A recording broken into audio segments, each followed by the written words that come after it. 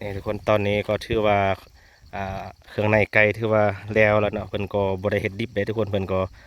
ไปหมกก่อนเนาะแล้วหลังจากนั้นเพิ่นก็เอามาไว้อ่าศาลพระภูมินี่เพื่อเป็นเครื่องเส้นไหว้เนาะหลังจากนั้นเจ้าฮีทเพิ่นก็เฮ็ดเวียกเนาะบัดนี้พวกนี้จะถ่ายไปเส้นห้าได้แล้วกันมีกันขอบกันไรต่อยังลำยังขึ้นแท่งานหนอเขาขึ้นถึงยังจุกแล้วลงมาจะยิงแบบยิงเขาว่าตับก็พุ่งสีอันพุ่งอันหนออันงานคือใส่อันเกิดจุกเก่าจุกลำตกตัวหนอไม่เข้มก็เลาะได้บางจิตบางใจบางเหือบางแห้งก็เลาะนี่กันขอบกันไรดีก็เขาจะมีกุนถึงชิ้นแบ่งชิ้นแบ่งชิ้นหมดทอดกบทอดเกาตั้งนี้เฉยเงี้ยน้ำก็มาหอมมาฮะชิ้นเกิดขึ้นอันกลุ่มไก่อันเกิดจุกเก่าจุกลำตกตัวหนอแล้วส่วนอันนี้เนาะจะเป็นฮุบหางของสิ่งต่างๆทุกคนเนาะจะเป็นตะแล้วจะเป็นอ่าคล้ายๆกับกระแตตีแมงวันก็มีทุกคนเนาะนี่แล้วเพิ่นก็นำไก่ทุกคนเนาะมาค้าเนาะเดี๋ยวก็เอานำเลือดมันไว้ตามวันนี้เนาะอันนี้เป็นเจะทินเจะท่านท่านทุกคนขอบเจะทินเจะท่านเนาะแล้วหลังจากนั้นเพิ่นก็มาดังไฟอยู่นี้เนาะขัวไก่เลยเนาะขัวไก่ข้างในมันขัวไก่อยู่นี้แล้วก็เอาเครื่องในของไก่ฮะเนาะมันเล็กน้อยนะดำเล็กดำน้อยมาไว้ให้เจ้าทินเจ้าท่านนี่เนาะโอ้นี่เพิ่นจะเอาเครื่องในมันทุกคนกินส่วนตัวมันเพิ่นเอาไปกินเนาะ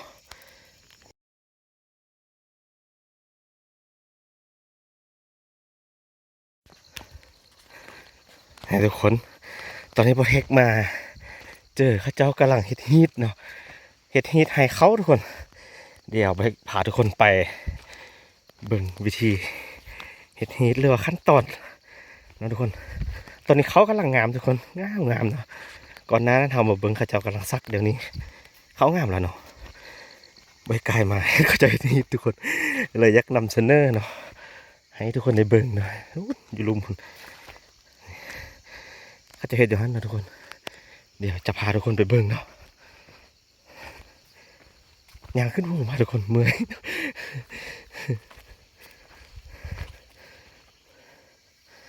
ไปทางได้เขาเจ้ากำลังเห็นยังอยู่เนาะไปเบิ่งทุกคน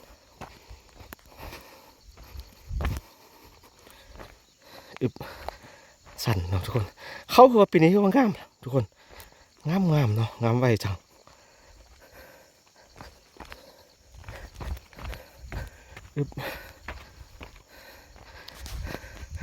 บายดีอ๋อเป็นเฮ็ดฮีททุกคนเฮ็ดฮีทบ่ฮีทอันนี้เอิ้นว่าฮีทยังฮีทแซ่ซิกแซ่โอ้ซิกแซ่ทุกคนค่อยมาเบิ่งนี้บ่ผิดฮีทยังติเบิ่งได้อยู่เนาะนี่ทุกคนนี่อันนี้เนี่ยเป็นนั่นข้าเจ้าปลุกเป็นกระตอบน้อยๆไปนี้ทุกคนเนาะคล้ายๆเป็นซ่านนะเพิ่นว่าเจ้าทินเจ้าท่านสันทุกคนจะซ่านโดยกระแตไม้ทุกคนเนาะเราก็เอาต้นกล้วยเนาะต้นกล้วยที่ว่ามันตายมันแห้งแล้วนะมามุงทุกคนเนาะนี่ต่างหญ้าเนาะเอาหญ้าก็ได้เนาะอันนี้บอตายโตทุกคนเนาะเอาหญ้าข่าก็ได้เอาต้นกล้วยแห้งนี่มาเฮ็ดก็ได้เนาะสังกะสีก็ได้เอาสังกะสีก็ได้ว่าซั่น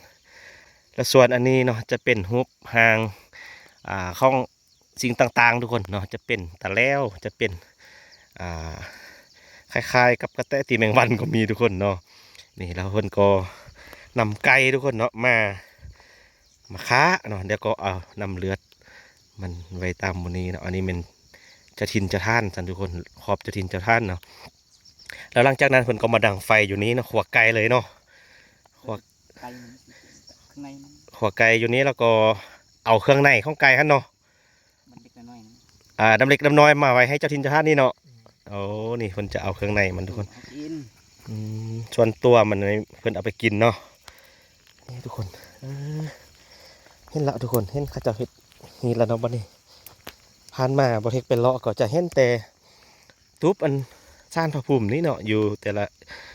ให้แต่ละร่างนะเราบ่เฮ็ดบ่มาเห็นเขาจะเห็ดแบบนี้จักเทื่อเนาะนี่ความเชื่อเนาะบ่เฮ็ดบ่ได้เนาะแต่ละปีต้องเฮ็ดเนาะ แต่ละปีต้องเฮ็ดแล้วหมดนี่จักฮีตสุดที่แล้ว มี3เทื่อเนาะ สุดท้ายดอกแดงไง โอ้สุดท้ายนี่เป็นบุญดอกแดงเพื่อว่าเป็นบุญปังใหญ่ทุกคนเนาะแป๊บเป็นบุญที่ว่าเก็บเครื่องปลูกเป็นจะเป็นเขาบอสิขึ้นเราขึ้นยุ่งเพิ่นจะเฮ็ดบุญดอกแดงเนาะเฉพาะเผาไพรหรือว่าเผาลัวนะทุกคนอยู่ฝั่งเมืองไทยเมืองประเทศไทยเพิ่นจะเอิ้นว่าเผาลัวนะอยู่ลาวเขาจะเอิ้นเผาไพรทุกคนนี่ตายช่องตัวเนาะไก่เนาะ สามมาเขียนอยู่คุณ มันแค่นอยู่เที่ยงหุ่น เขียนตรงนี้จะไปทั่วเท่ อ๋อจะมี ตำข้อง จะมีหลายขั้นตอนนะทุกคนหลังจากเฮ็ดอยู่นี่แล้วเพิ่นก็จะไปเที่ยงพุ่นแหละแม่นบ่ไปมัดแค้นมัดอยู่พุ่นเนาะแล้วก็มีการกินเหล้ากินเบียร์กันไปสันไดทุกคนจะคล้องไห้น่ะเนาะ หากันม่วนซื่นเนาะนี่ไก่กับบลวกน้ำฮ้อนเลย จุ่มน้ำลำเฝ้าไฟเลยเนาะ คือมาชุ่มเป็นคันเดียว เออจำขวดอยู่กับทีเนาะ มันลนไปหน่อยนึงเลยกะแต่ละปีเคยเห็นมันนั้น เออ เอาน้ำฮ้อนมาด้วยไปคุกมา อ๋อ ตั้งมือ แล้วขั้นตอนต่อไปนี้เอาเครื่องในไว้นี้แล้วก็มาเคาะมาเรามาเมื่อทุกคนบ่ มีเจ้าฟูมาฮิตนะ อ๋อมีแต่เจ้าเฮ็ดนี่เนาะนี่เจ้าเฮ็ดเพิ่นน่ะเจ้าเฮ็ดใหญ่เพิ่นมานี่ทุกคนมาให้สัมภาษณ์ได้ไว้ เจ้าเฮ็ดใหญ่ได้นี่เนาะเมาแล้วติบ่เมาเถอะ ไปกินน้ำใดอ่ะ อ๋อเป็นยังบ่ได้คุณ แห่งคำแห่งคูณโอ้ยเชียร์แต่ค่อยกินบ่ได้เนาะ นี่ทุกคนใส่บ่พอ2-3 อาทิตย์จะซะนะนี่เขานี่งามไว้ครับเนาะ เดือนเลย เขาเดือนแล้วบ่โอ้ เดือน อายมาซักให้มันนั่น แม่นแหละไอ้มาอาทิตย์แล้วอาทิตย์ก่อนท่านนึงนะนี่ทุกคนอันนี้ก็เป็นมีคำมาร์กบ่มีเนาะมีแต่บักเบงทุกคนเนาะแล้วก็คำเขาแล้วก็อันนั้นท่านแมนขี้เราให้เนาะนี่ขี้เราให้ทุกคน จะเป็นขี้แก๊บนะทุกคนเราให้เนาะขั้นตอนต่อไปเฮ็ดจังได้ได้ไหมเอาเครื่องในไก่มาไว้ เอาเครื่องในมาทานอยู่นี่เลยก็แล้วเราก็เอาเทียนมา เอาเทียนมาจุดมีครอบมีเราเพิ่นแล้วก็จุดแล้วก็คือว่าแล้วเนาะ อ๋อแล้วหลังจากนั้นก็ไปเฮ็ดอยู่เที่ยงคนทุกคนเดี๋ยวไปเก็บภาพบรรยากาศให้เบิ่งทุกคนเขางามอ๋อเขาเจะได้งามบ่ร่างสถานพุ่นน่ะ ใครเด้อ ใครเนาะ ฝน มานี่นั่น ฝนดีเจ้าก็เฮ็ดเมื่อวานนี้แล้วเนาะ ยังอันจนเพื่อก็บ่ได้เฮ็ดฮีด ส่วนเพิ่งมอนี่น่ะโอ้งามเลยเด้นะเพิ่งก็ได้สลีปลูกหลายคือเก่าติ โอ้ชลีนี่บัดออกแล้วก็นูเจาะ หนูเจาะพี่เนี่ยใครแต่บ่เจาะเขาเนาะ ว่าจะชิดยา ไปต้องมาเที่ยวได้บัดนี้ มาเพ็ด มาแท้เกี่ยวก็มายามสลีเป็นก็สิมันรัก เอากระได ขั้นตอนต่อไปนี่ทุกคนเพิ่นเฮ็ดฮีทนะขั้นตอนของเพิ่น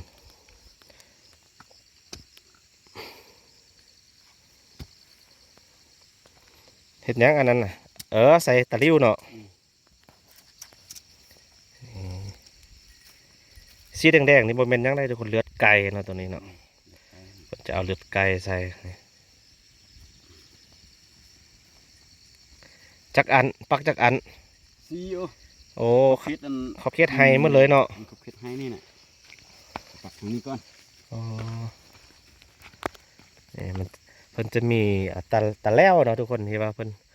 เอาใส่เลือดไก่แล้วเพิ่นก็จะนำไปปัก4 ด้านเนาะข้องไห้เนาะทาง4 ด้านเลยเนาะปักหมดอ้อมไห้เลยเนาะก็เฮ็ดแนวนี้ก็คล้ายๆกับ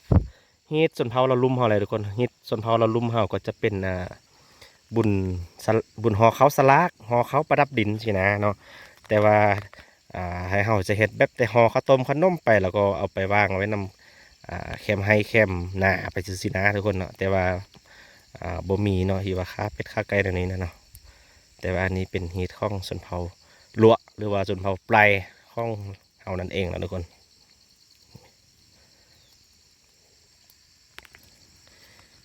ไก่เพิ่นก็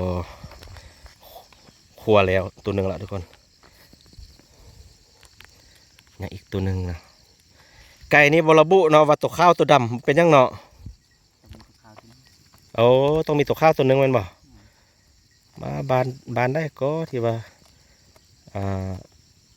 บ่เอาตัวข้าวเลยนะ มีหมูก็ได้หมูก็ได้กินชิ้นนี้ อืม มีหมูกับได้ขาไก่ ขามีหมูนี่เอาหมูเนาะ ได้ขาตัวดอน อ๋อเฮ็ดเพิ่นนี่มีไก่ข้าวตัวหนึ่งมีไก่บ่ข้าวตัวหนึ่งทุกคนมาดังไฟสู่พี่เลยเนาะนี่คิดว่ามีแต่พอเซียนเป็นหม้อเฮ็ดนี่เจ้าก็เป็นหม้อเฮ็ดเนาะนี่ไปละทุกคนเมื่อกี้นี่ไปปักด้านหนึ่งเนาะมันนี่ตึมด้านหนึ่งทุกคน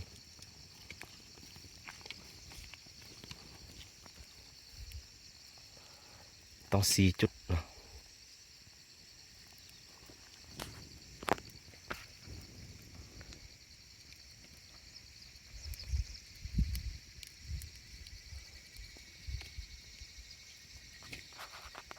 ตูบดิเด้ตูบนี่ให้แต่บอลเดียวนี่เต้อ๋อตูบให้แต่บอลเดียวนี่เนาะ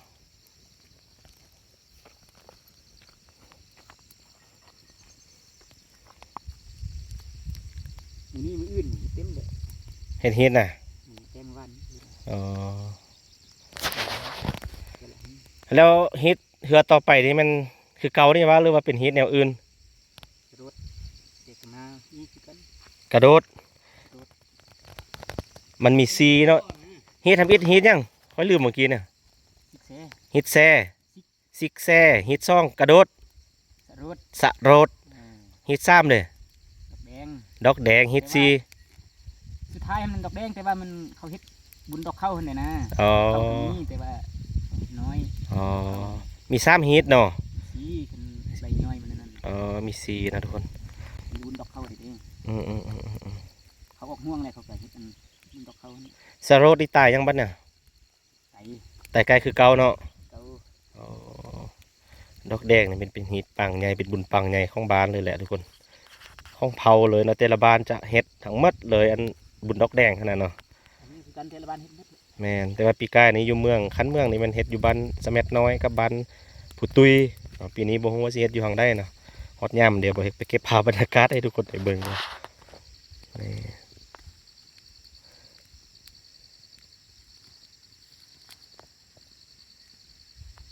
ใส่นี่เอาล้นนี่ใส่ของต้มน้ำมาใส่คุกมา เออ ล้นๆหน่อยนึงพอเป็นฮิต เออ คิวเลยก็เป็นปีเฮ็ดอันนั้นปีนี้มาฮิวมาผู้เดียวได้ที เออ ก็เลยจุ่มน้ำเอาใส่ อืม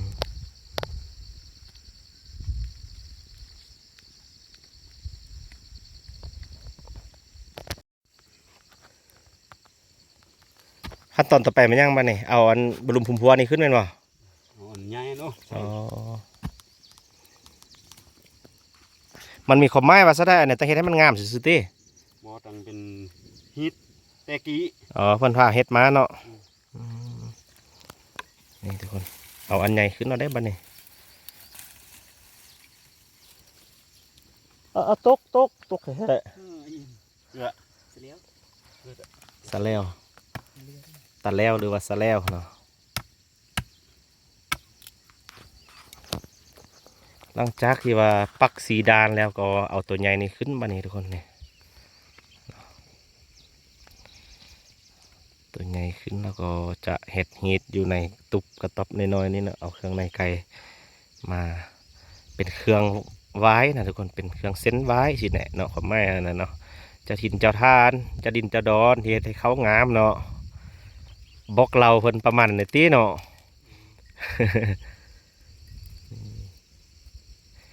อันนี้ให้เขาเพิ่นก็บังงามๆเลยทุกคนอ่อนซ้อนเนาะหญ้าบ่ขึ้นเลยเนาะหญ้านี่เนาะ แป้นดีจังให้นี่ ตายได้กิน ไก่นี่หกเนาะ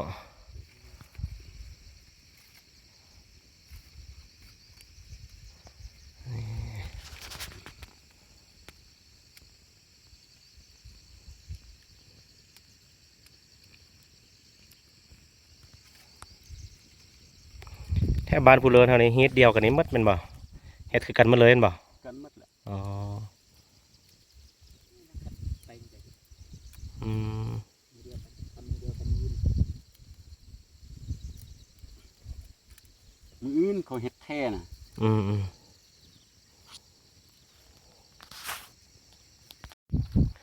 นี่ทุกคนตอนนี้ก็ถือว่า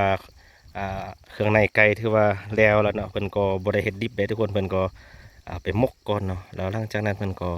เอามาไว้ศาลพระภูมินี่เพื่อเป็นเครื่องเส้นไหว้เนาะ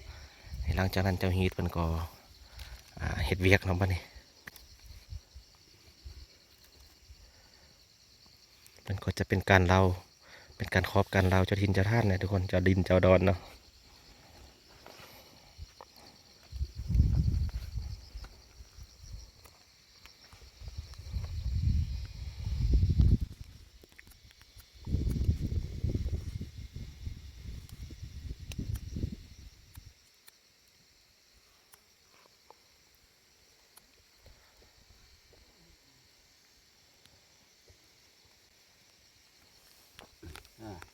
พวกนี้ติดถ่ายไปเส้นห้าได้แล้วกันมีกันขอบกันไร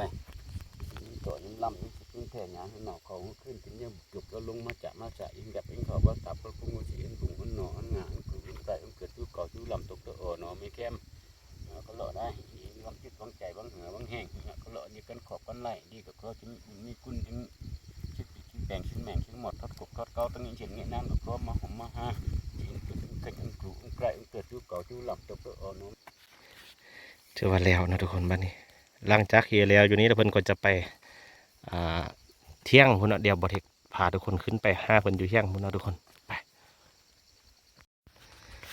นี่ทุกคนแล้วเราก็ขึ้นมาที่เที่ยงไฮเพิ่นนะครับไปเบิ่งนะว่าเขาเจ้าเตรียมเฮ็ดฮีทมีขั้นตอนอย่างใดนะทุกคนนี่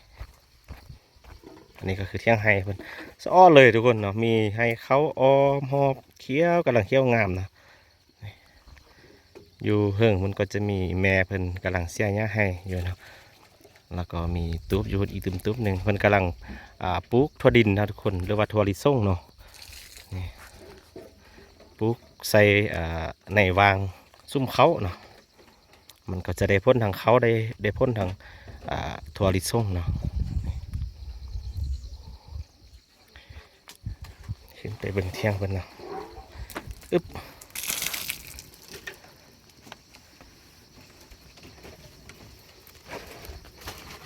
เมนูมื้อนี้ก็สิเป็นต้มไก่นะติ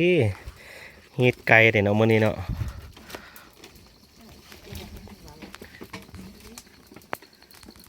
โอ้นางออมตะไฟเนาะมีแต่เมนูไก่ทั้งนั้นเลยทุกคน ไก่ตัวใหญ่ ไก่ตัวใหญ่ๆมาทันเด้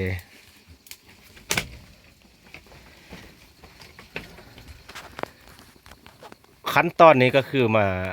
ต้มไก่นะทุกคนแล้วก็ครอบเราเนาะนี่ก็คืออุปกรณ์เนาะแม่นบ่อุปกรณ์เฮ็ดฮีทแม่นบ่ ๆ นี่หลังจากไก่สุกแล้วเพิ่นก็สิมาเฮ็ดฮีทแม่นบ่เฮ็ดฮีทแล้วเพิ่นก็จะกินเหล้ากินเบียร์ซุ่มกันอยู่นี่ได้แบบมวนซืนนะทุกคนเนาะ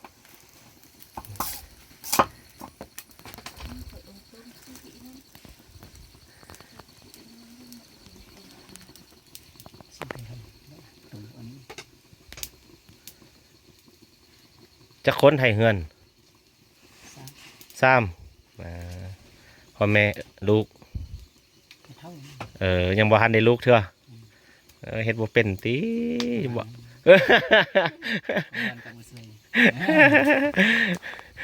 เอาจักปีแล้วเอาเมีย 4 ปีแล้ว 3-4 ปีแล้วยังบ่ได้ลูกเถอะโอ้โดนเราได้เนาะอ๋อเพิ่นเอาเมียหลายปีแล้วทุกคนแต่ยังบ่ทันมีลูกเนาะบ่เหงาบ่อยากได้ลูกเนาะ อยากได้แท้ แต่ซานั้นเขาสิเนี่ยสั่นใจอยากเป็นคนสิได้เลยเป็นหนักเองจ้ะ เอามาติดกุ้งแต่บางไอ้ที่ปูนซีนี่นั่นเป็น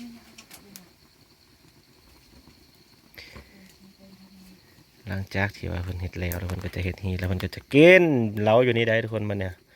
ม่วนเนาะวันนี้มีแต่ครอบอยู่นี่วันละกันแล้วเป็นบ่ฮีน่ะอีกถึงขั้นตอนหนึงแล้วทุกคนแต่ว่าบ่เฮ็ดจะเมื่อแล้วเนาะบ่เฮ็ดอาจจะบ่ได้เบิ่งเขาจะเฮ็ดฮีอยู่นี่เนาะแต่ว่าบ่เฮ็ดเห็นในการขั้นตอนที่เขาจะเฮ็ดอยู่กลางไฮพุ่นบ้านหนึงแล้วทุกคนนะตอนที่ว่า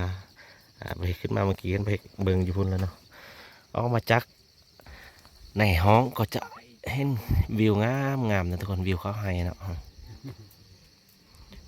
เขาไฮกำลังออกนะทุกคน เสียงเดิน ไม่เท่ากันเสียหญ้าแดแล้วก็ปลูกถั่วดินถั่วลิสงแดเนาะ น้ำนี่แหละตัวนี้บอกว่าเนี่ยเอาไว้ให้มั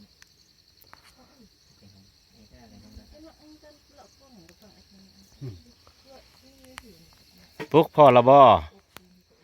ปลูกแล้วละบ่บ่พ่อเหือปลูกถั่วลิสงนะทุกคน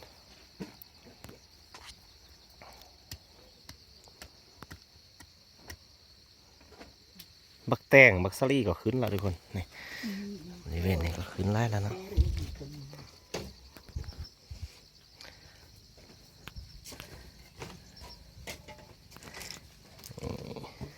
โอเคทุกคนสันเฮา